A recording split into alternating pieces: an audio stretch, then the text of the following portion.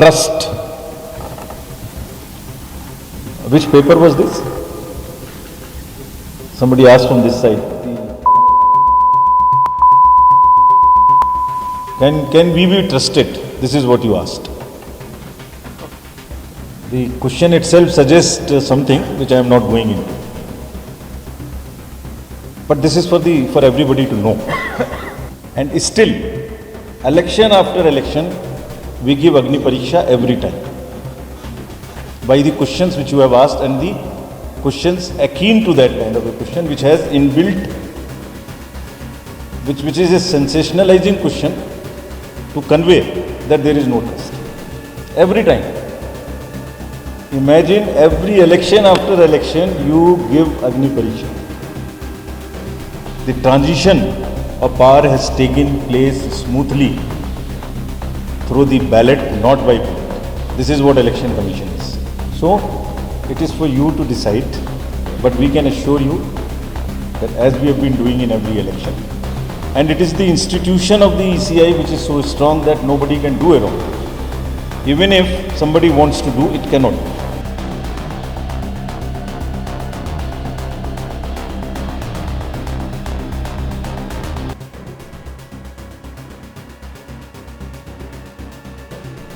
Following the recent controversial speeches by the Prime Minister and hate speeches by other candidates, the withdrawal of all candidates in Surat and Indore, leading to victory of BJP candidates without election, along with other worrying trends in the 2024 Lok Sabha election, has led to a campaign by a coalition of democratic rights groups to hold the Election Commission of India accountable for its perceived inaction against violations of the Model Code of Conduct and electoral laws during the ongoing Lok Sabha elections.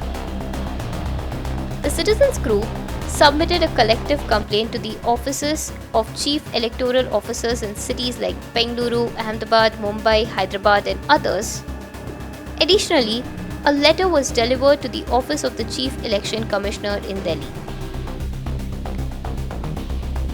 Along with it, hundreds of postcards adorned with an image of a spine were sent to the ECI in Delhi, symbolizing the demand for the Election Commission to grow a spine or resign.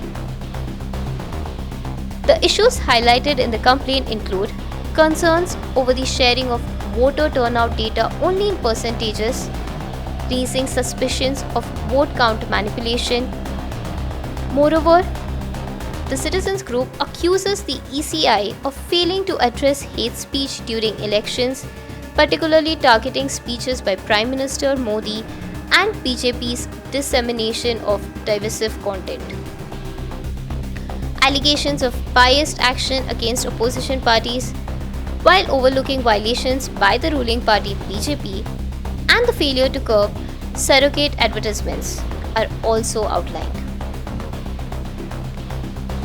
Furthermore, the group expresses dismay over the ECI's purported indifference towards candidate withdrawals and threats, which they deem as corrupt practices undermining democracy. The campaign has received support from various departments, with 222 individuals including lawyers, activists, filmmakers, academics, and concerned citizens signing the letter. What do you have to say about this grow a spine or resign campaign? Do let us know in the comments below.